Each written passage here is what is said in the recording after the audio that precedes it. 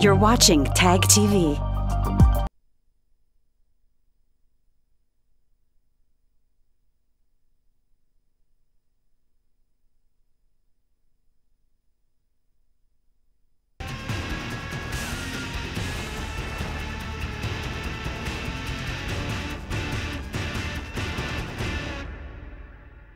Hello and welcome to Newsweek South Asia, a program that exposes Pakistan's role and nexus in promoting global terrorism and its funding. Here are the headlines.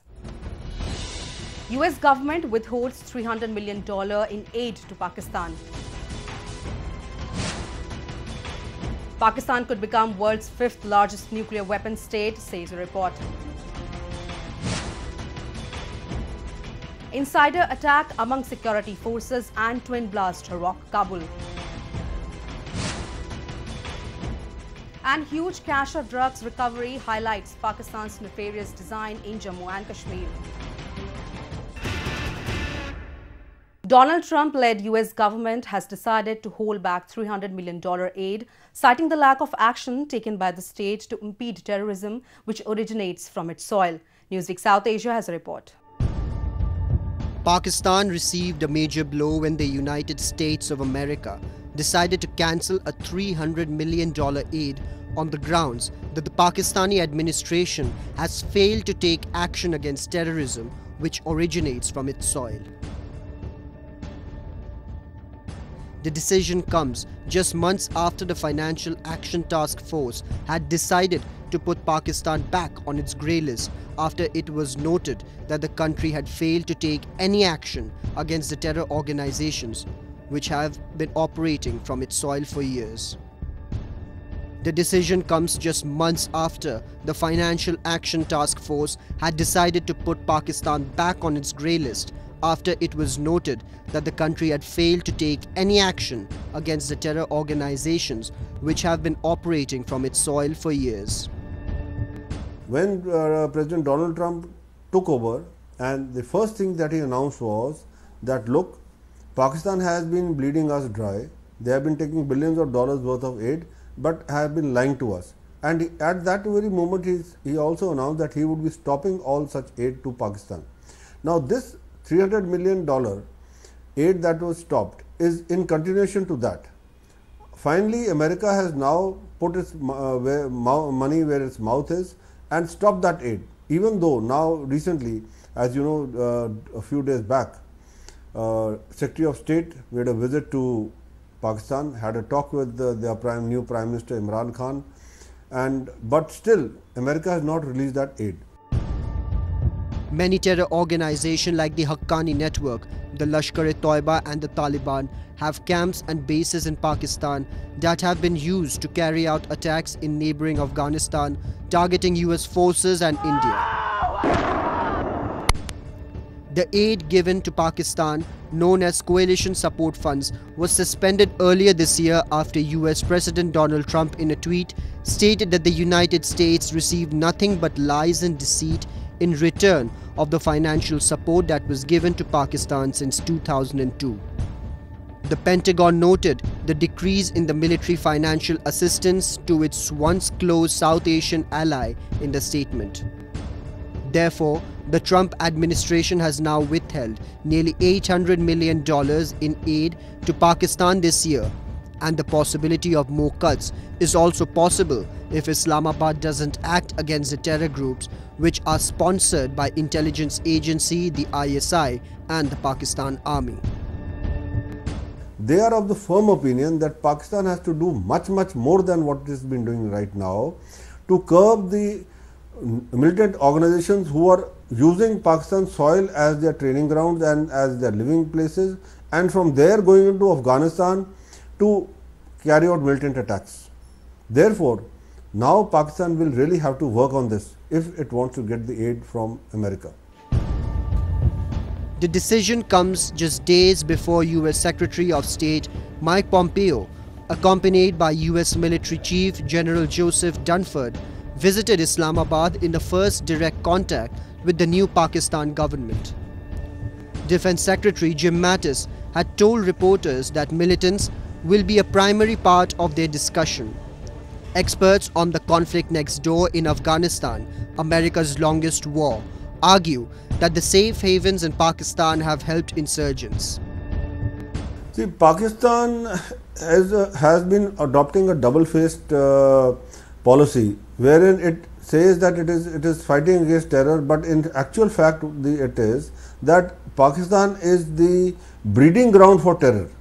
They have allowed militant organizations to use their territory for training.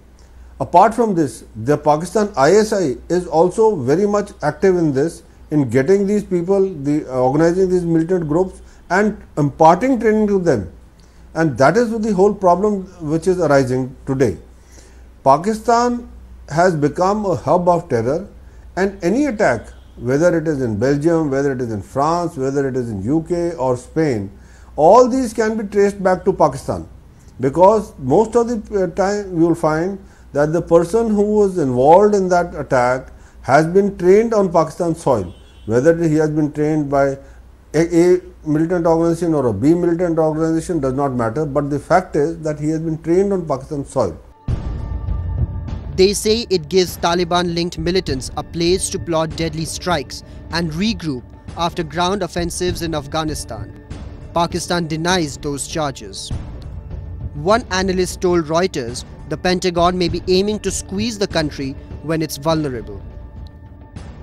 As for the newly elected Imran Khan, he has opposed America's open-ended presence in Afghanistan and once suggested he might order US drones to be shot down if they enter Pakistan's airspace. In a victory speech, he said he wanted mutual beneficial ties with Washington. According to the latest report by a group of authors keeping a track of the country's nukes, Pakistan currently has 140 to 150 nuclear warheads, and the stockpile is expected to increase to 220 to 250 by 2025 if the current trend continues. We have a report. The latest estimate of 140 to 150 nuke weapons exceeds the projection made by the US Defense Intelligence Agency in 1999 that Pakistan would have 60 to 80 warheads by 2020. We estimate that the country's stockpile could more realistically grow to 220 to 250 warheads by 2025 if the current trend continues. If that happens, it would make Pakistan the world's fifth largest nuclear weapon state. Hans M. Christensen, Robert S. Norris and Julia Diamond said in the report Pakistani Nuclear Forces 2018. This is an empirical reality that if you look at the global nuclear inventory, while traditionally everyone is aware that the United States and Russia are the largest nuclear weapon holding powers in the world, not enough attention has been paid to the way in which Pakistan has been increasing its nuclear inventory. And this has been established over the last few years that Pakistan has overtaken India in terms of its estimated nuclear warhead stockpile. And the reason for this is that Pakistan has been following what is called as a dual track policy, which is Christensen, the lead author of the group, is the director of the Nuclear Information Project with the Federation of American Scientists in Washington, D.C. Over the past decade, the U.S. assessment of nuclear weapons security in Pakistan appears to have changed considerably from confidence to concern, particularly as a result of the introduction of tactical nuclear weapons, the report said. Most countries are using what is called as the plutonium route. But for its own reasons, Pakistan, which started with the enriched uranium, has now got two tracks. One, it has a plutonium production facility, there are 4 of them. It has traditionally had the enrichment of uranium. And all the professionals in the world are aware that Pakistan's nuclear status has been enabled in no small measure by China. With several delivery systems in development, 4 plutonium production reactors and its uranium enrichment facilities expanding, however, Pakistan has a stockpile that will likely increase further over the next 10 years, adds the report. Pakistan continues to expand its nuclear arsenal with more warheads, more delivery systems and a growing fissile materials production industry, it said. So today in 2017, when the estimation was done and the professional bodies in the world were looking at this based on production of fissile material, the informed assessment is that Pakistan is number 5 in the hierarchy. Now there are some, I would say, causes for concern about the way in which Pakistan is ramping up its nuclear capability. Because for a long time it's also been established that Pakistan has used its nuclear capability as a shield to enhance its ability to invest in terror. Analysis of a large number of commercial satellite images of Pakistan Army garrisons and Air Force bases shows what appear to be mobile launchers and underground facilities that might be related to nuclear forces, said the report. The authors observed that the size of the increase will depend on many factors. 2 key factors will be how many nuclear-capable launchers Pakistan plans to deploy and how much the Indian nuclear arsenal grows. Some of our diplomats have even called this as terrorism behind a nuclear shield. Now, this is a reality that the global security community is aware of, and I have repeatedly said that the onus lies both on the United States and China, who at different points in time have either tacitly turned a blind eye or, in the case of China, enabled Pakistan to acquire this capability. Because I think if there is anything that we need to ponder over, and we are a few days away from the 17th anniversary of 9/11, that nuclear weapons may be acquired for addressing certain core security interests, as in the case of India. But the moment the nuclear weapon is used in what might be called as a less than responsible manner, particularly in abetting terrorism, I think then it becomes the concern of the entire global community. And this is something that even Pakistan has to introspect, I think, about how it wants to position itself as far as the rest of the world is concerned in relation to its nuclear weapons. Speculation that Pakistan may become the world's 3rd largest nuclear weapon state, with a stockpile of some 350 warheads a decade from now, are, we believe, exaggerated, not least because that would require a build-up 2 to 3 times faster than the growth rate over the past 2 decades, the authors said. Pakistan is modifying its nuclear posture with new short-range nuclear-capable weapon systems to counter military threats below the strategic level, the report says. A high-ranking American soldier got killed in what is said to be an insider attack among security forces in Afghanistan's capital Kabul this week. Kabul also witnessed 2 back-to-back coordinated attacks which killed and injured dozens of people who were attending a sports event. Newsweek South Asia has a report. US Army Command Sergeant Major Timothy Bolyard, who was aged just 42, succumbed to his bullet injuries inflicted on him by an Afghanistan police officer who opened fire at a military base in capital Kabul. Another soldier was also hit during the attack, which occurred while a meeting was taking place between a local community and tribal leaders on the base. About 557 Afghan security forces and 157 NATO personnel, including American service members, have been killed in 102 documented insider attacks since 2007, according to a study published last year by the Modern War Institute at West Coast. Yeah, he was on the ground there 17 years ago, Jim. Scott Miller's a good special operator. He was one of the initial forces that went in. Probably, I think he was a major at the time, perhaps maybe a lieutenant colonel. But you talk about a long war. You're seeing the evolution of rank structure, and the folks who were young men fighting this war when it first began to eliminate al-Qaeda from that particular country, supported by the Taliban, is now back as the 4-star general in charge. I think he's the 15th 4-star in charge of the operation there, the NATO command and the U.S. command and that forces. About a quarter of the 102 attacks were deliberately carried out by the Taliban using infiltration, influence or impersonation, according to the report, while 14% were the result of the Taliban co-opting an Afghan soldier. In other words, the reports say the insider attacks have increasingly become preferred war fighting tactics of the Taliban. This is duplicitous on the part of the Taliban. They in fact waited for the movement of U.S. and Afghan forces out of Ghazni province before they attempted their attacks there and tried to ambush many of the Afghan and U.S. forces, taking over a province that had been deserted because the forces had gone other places to fight ISIS-K, the Khorasan group, and as well as the Haqqani network. In another attack on September 5th, over 20 people were killed and 70 others wounded in a twin bombing at a sports club in the Afghan capital. The twin attack started when a suicide bomber triggered the bomb at a wrestling club in the Shiite populated area. The second blast came minutes after, when the bomb placed inside a car detonated, which affected journalists and emergency service members.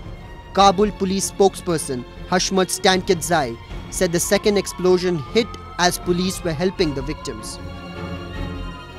The Taliban are not to be trusted, but certainly they should be attempted to be brought in to determine the way ahead for Afghanistan if they are going to play a role. But truthfully, they think they have the upper hand.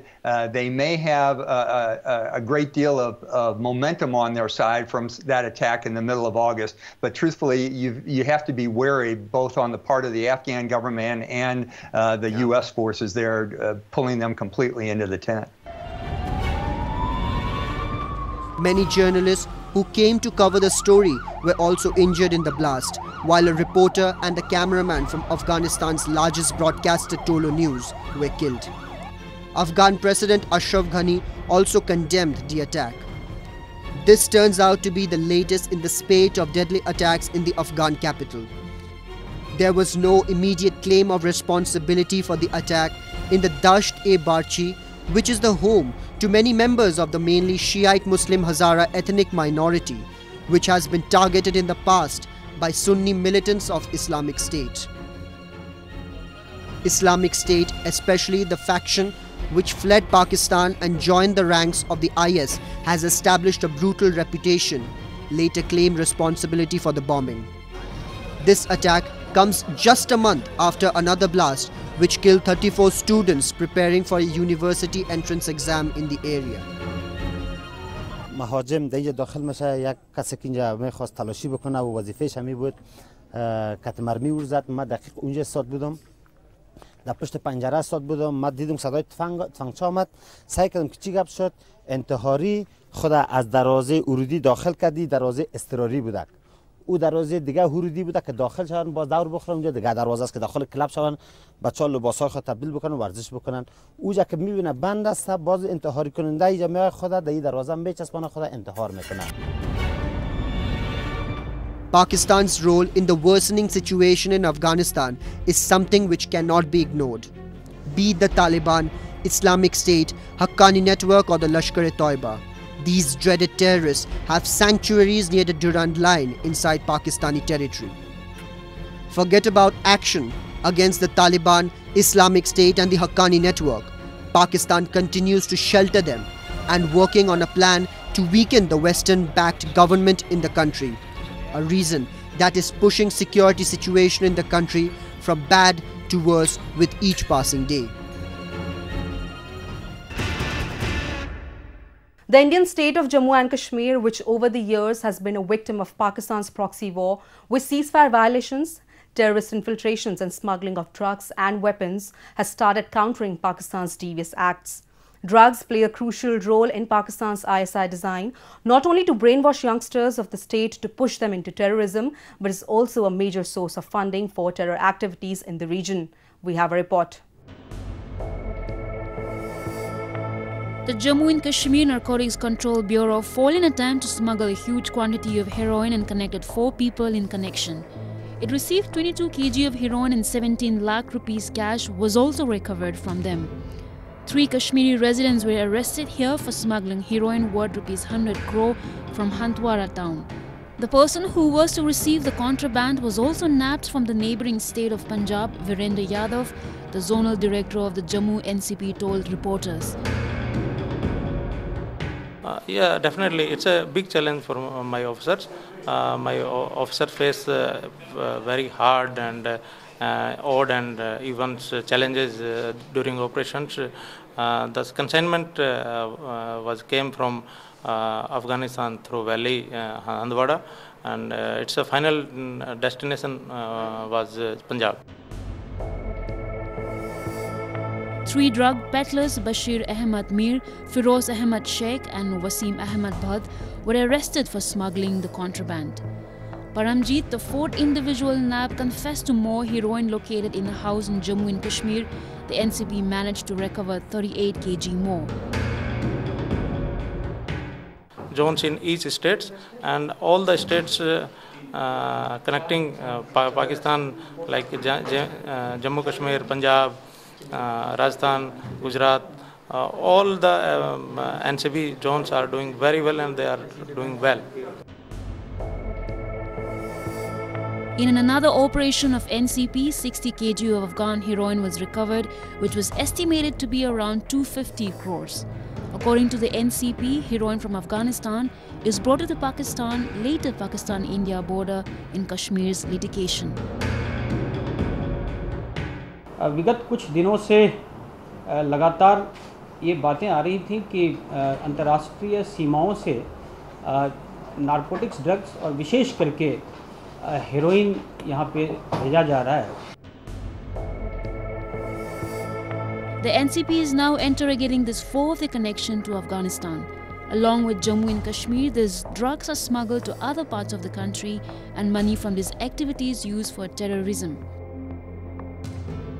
Recovery of a huge cache of drugs smuggled from Pakistan put into light the evil plan hatched by Pakistan's intelligence agency, the ISI.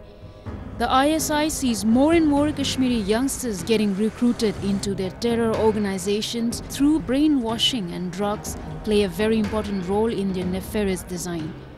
Some of the youngsters of Kashmir who have been for years misguided to take up weapons have now come up under the influence of these illegal drugs. The incidents of stone pelting on their own owing to the evil plans which the Pakistan administration uses to unleash a proxy war in the valley. And with that, we come to the end of this edition of Newsweek South Asia. We will be back next week with more news, views and analysis from the subcontinent. Meanwhile, do keep writing to us at nwsa@anin.com. This is Surbhi Sharma signing off on the behalf of the entire production team of Newsweek South Asia. Goodbye and take care.